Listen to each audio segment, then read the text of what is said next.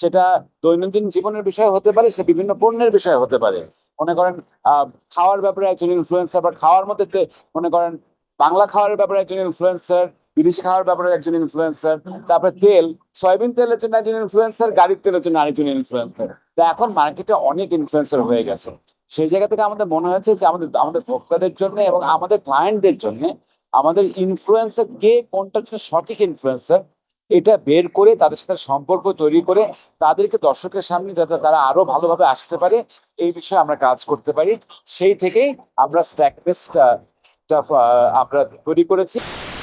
তো দিচ্ছেন আমাদের মোর্শেদ ভাই এবং টিনা, আহ, আহ, তাসনুবা তাসনুবা আহমেদ, এবং আমরা এটার পেছনে আছি, আমি একজন ডিরেক্টর। সো আমরা মনে করছি স্ট্যাকনেসের মাধ্যমে আমরা আমাদের যে একটা অঙ্গীকার আছে যে আমরা মার্কেটিং কমিউনিকেশনস থেকে যতটা সূক্ষ্ম এবং যতটা ভালোভাবে করা যায়